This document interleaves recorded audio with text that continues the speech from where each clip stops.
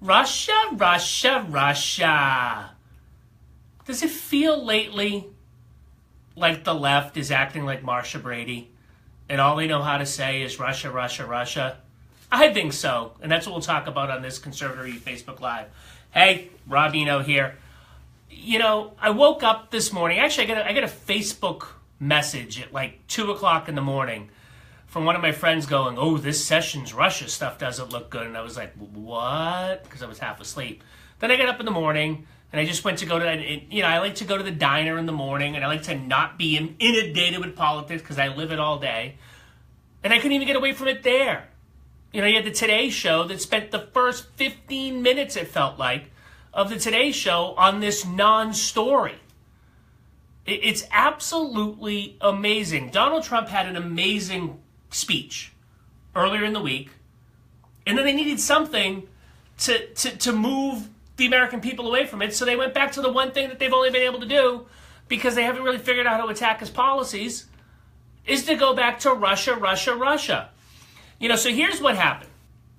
The Washington Post last night came up with this story that said, oh, Jeff Sessions was asked by senators if he ever met with Russia, and he said no, but now we found out that he did it twice in 2016. Well, that's not what happened. He was asked if he met with Russia in the course of the campaign, to talk about the campaign, and he said no. There's two instances where he did this. One was with Al Franken. You remember Al, right? I'm smart enough, I'm good enough, and gosh darn it, people like me. Al Franken? Al Franken asked, is there any evidence that anyone affiliated with the Trump campaign communicated with the Russian government in the course of this campaign? What will you do?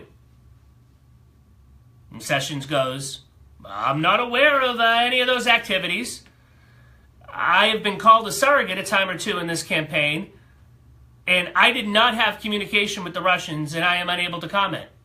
Everybody's seizing on that I did not have communications with the Russians. He's obviously talking about the campaign, that he did not have relations or talks with Russia about the campaign. Now he's on the Armed Services Committee, right? So he's on the Armed Services Committee, and he talked to the Russian ambassador once at a Heritage Foundation event.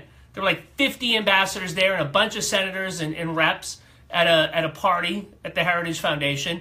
So we talked to the Russian ambassador there because he happened to be there, and the Russian ambassador there. So that was the one time. And the second time, he talked to him about something that related to the Armed Services Committee. Might have been, the Ukraine or Russian involvement in the Ukraine like Senator McCain did in 2014 or 2015. It could have been, probably wasn't about Russians not allowing people to adopt like other senators did in 2013. It certainly wasn't about the Iran deal that 30 Democratic senators talked to the Russian ambassador about when Barack Obama was president. But it probably had something to do with his official duties on the Armed Services Committee.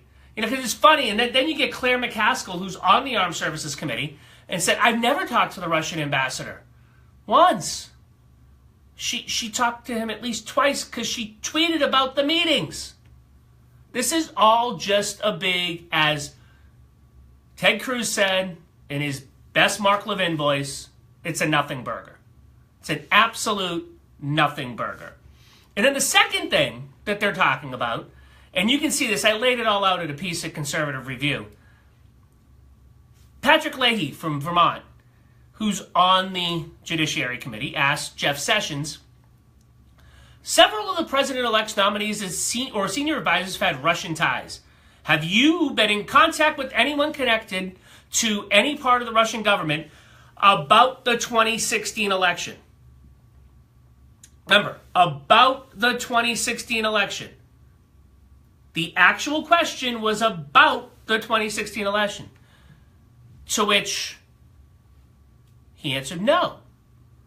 And then when you see this, when the people on the TV now are putting this exact question up, because they're putting it up, they're highlighting the have you been in contact with? And that they're putting it on the screen, but they're ignoring the about the election. Jeff Sessions didn't commit perjury. But that's not the only thing in the past 24 hours that we have about Russia, Russia, Russia. But before we go to that, I just want to remind you to ask questions in the comments and to go to crtv.com and sign up for CRTV using the promo code CRLive. If you use the CRLive promo code, you get $10 off a yearly subscription and a 7-day free trial. And you get people like Mark Levin, Steve Deace's show started this week. Michelle Malkin Investigates. The new episodes are starting up again next week. And my man Steven Crowder. So you get to see them. But let's go to this other part about the Russia, Russia, Russia thing. And I can't get that out of my head now. All I see is Marsha Brady throwing a football is I think what happened, and it hitting Jan, which is when Jan said, Marsha, Marsha, Marsha.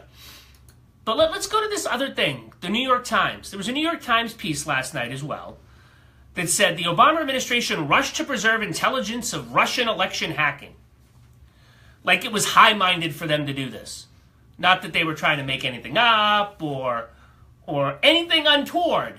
They weren't trying to, take the legs out from the incoming Trump administration. None of that. No. It was all high-minded.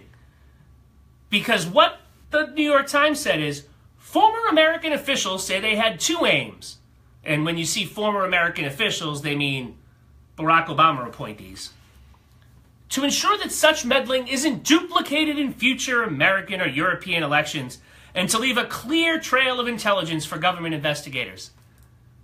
Those are their only two motivations? They had two clear motivations, and those are the only two?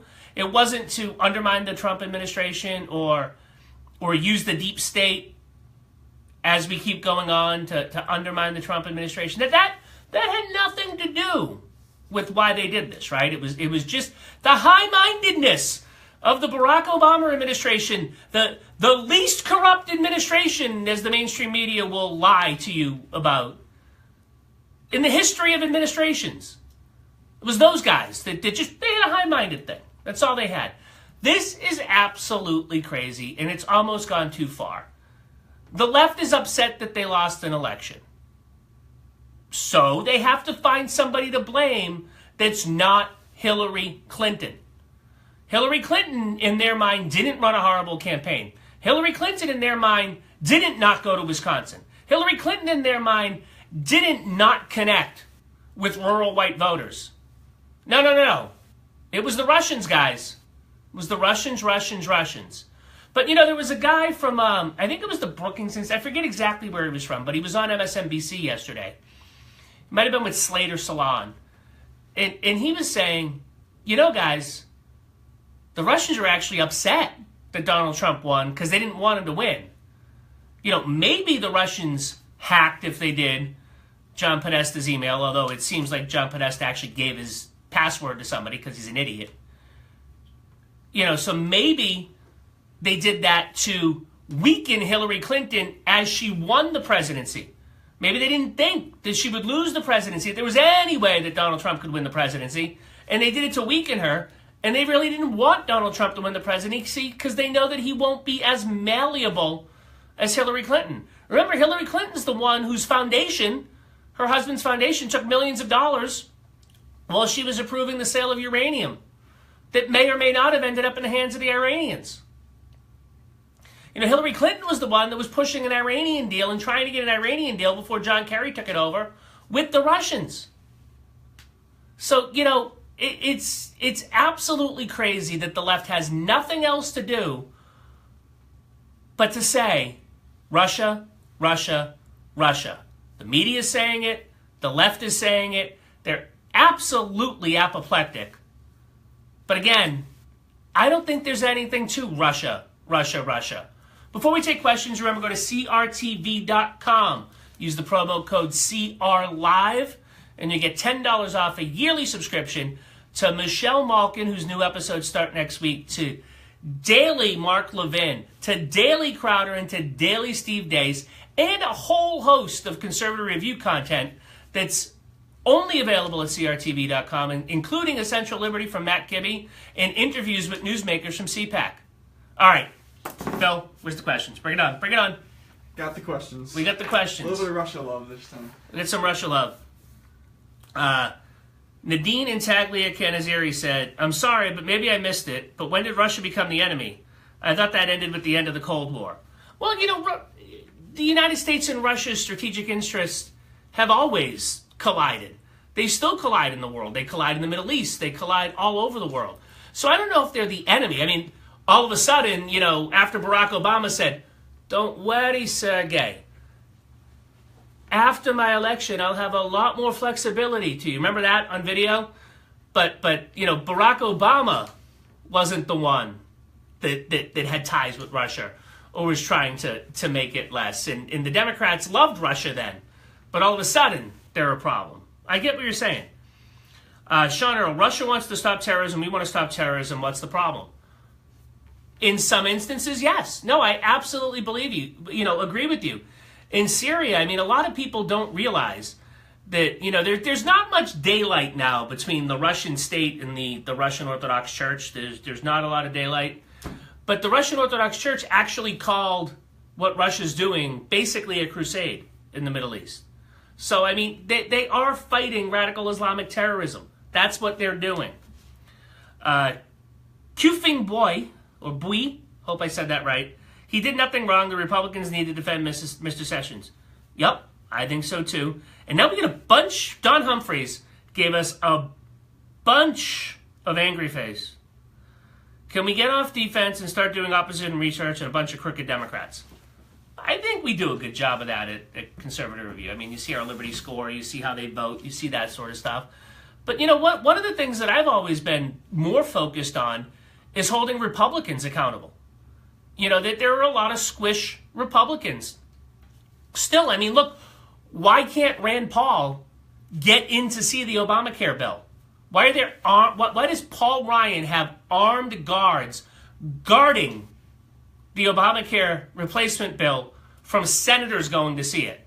Apparently, if you're a representative, you can go see it. But there's armed guards standing at the door, and a sitting United States senator can't go see what the legislation says. So though we have to pay attention to our own side of the aisle and make sure that our own side of the aisle is behaving as much as we go after Democrats. But thanks again for your questions. Rob Eno, see you next week. Rob Eno, Conservative Review. Go to crtv.com. CR Live is the promo code. Sign up. See you next week.